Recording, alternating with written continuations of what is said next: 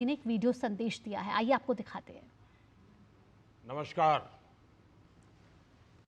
अंडमान निकोबार के उपराज्यपाल admiral DK Joshi ji, Netaji Subhash Chandra Bose INA trust के अध्यक्ष ब्रिगेडियर आरएस छिकारा जी, भारतीय स्वतंत्रता आंदोलन के सहभागी और आईएनए के शाश्वत पुरुष लेफ्टिनेंट आर माधवन जी, 23 जनवरी की ये गौरवशाली तारीख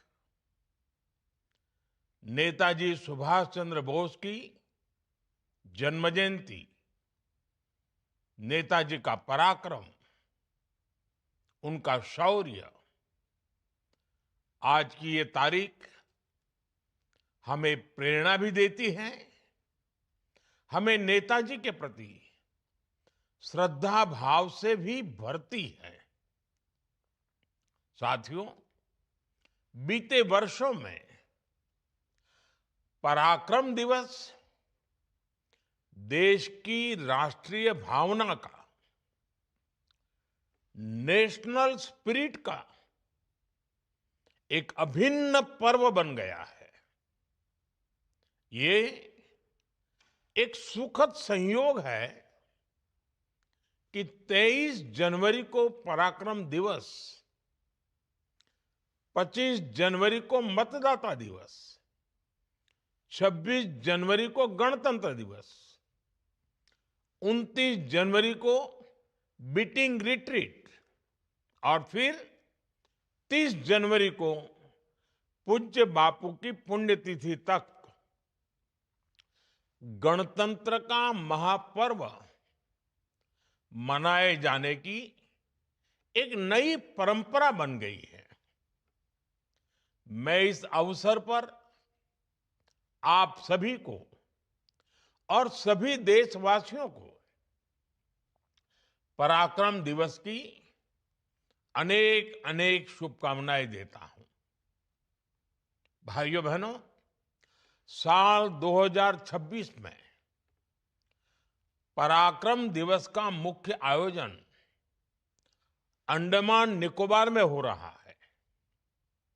शौर्य, पराक्रम और बलिदानों से ओतप्रोत अंडमान निकोबार का इतिहास, यहां की सेल्यूलर जेल में वीर सावरकर जैसे अनगिनत देशभक्तों की गाथाएं, नेताजी सुभाष चंद्र बोस से इसका संबंध, ये बातें पराक्रम दिवस के इस आयोजन को और भी खास बनाती हैं। अंडमान की धरती इस विश्वास का प्रतीक है कि स्वतंत्रता का विचार कभी भी समाप्त नहीं होता। यहां कितने ही क्रांतिकारियों को यातनाएं दी गई, यहां कितने ही सेनानियों के प्राणों की आहुति हुई, लेकिन स्वतंत्रता संग्राम की चिंगारी बूझने की जगह और तेज होती चली गई। और उसका परिणाम यह हुआ कि अंडमान निकोबार की यही धरती आजाद भारत के प्रथम सूर्योदय की साक्षी बनी। 1947 से भी पहले 30 दिसंबर 1943, उस दिन यहां समंदर की लहरों को साक्षी रखते हुए भारत का तिरंगा फहराया गया। मुझे याद है साल 2018 में जब इस महान घटना के 75 साल हुए थे, तब 30 दिसंबर के ही दिन मुझे अंडमान में उसी स्थान पर तिरंगा फहराने का सौभाग्य मिला था। राष्ट्रगान की धुन पर समंदर के तट पर तेज हवाओं में लहराता वो तिरंगा जैसे आह्वान कर रहा था कि देखो, आज कितने अनगिनत स्वतंत्र सेनानियों के सपने पूरे हुए हैं। भाइयों बहनों, आजादी के बाद अंडमान निकोबार द्वीप समूह के इस गौरवशाली इतिहास को सहजा जाना चाहिए था, लेकिन उस दौर में सत्ता में पहुंचे लोगों के भीतर एक असुरक्षा की भावना थी। वो आजादी का श्रेय केवल एक परिवार तक सीमित रखना चाहते थे। इस राजनीतिक स्वार्थ में देश के इतिहास की उपेक्षा कर दी गई। अंडमान निकोबार को भी गुलामी की पहचान से जुड़ा रहने दिया गया। इसके द्वीप आजादी के 70 साल बाद भी अंग्रेज अधिकारियों के नाम से जाने जाते थे। हमने इतिहास के इस अन्याय को खत्म किया। इसलिए पोर्ट ब्लेयर आज श्री विजयपुरम बन चुका है। श्री विजयपुरम, ये नया नाम, ये पहचान नेताजी की विजय की याद दिलाती है। इसी तरह दूसरे अन्य द्वीपों के नाम भी स्वराज द्वीप, शहीद द्वीप और सुभाष द्वीप रखे गए। साल 2023 में अंडमान के 21 द्वीपों के नाम भी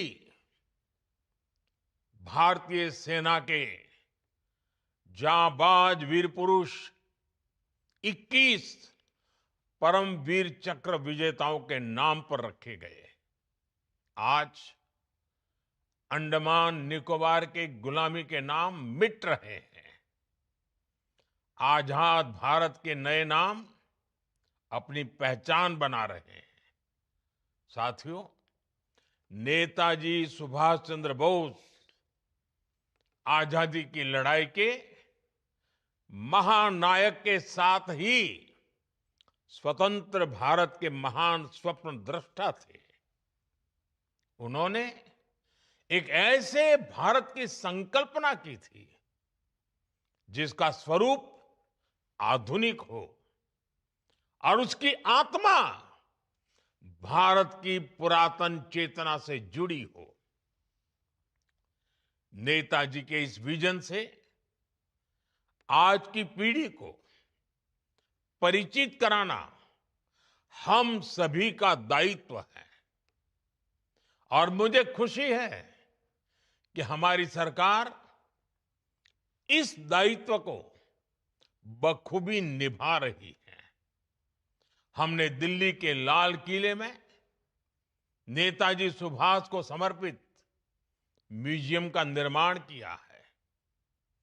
इंडिया गेट के समीप नेताजी की विशाल प्रतिमा लगाई गई है।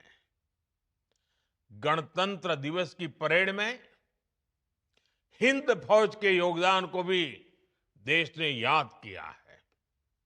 हमने सुभाष चंद्र बोस आपदा प्रबंधन पुरस्कार भी शुरू किए हैं।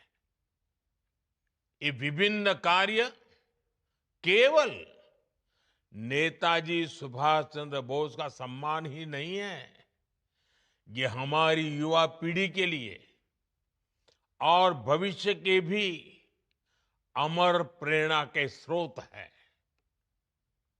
अपने आदर्शों का ये सम्मान, उनसे प्रेरणा, यही विकसित भारत के हमारे संकल्प को ऊर्जा और आत्मविश्वास से भर रहा है।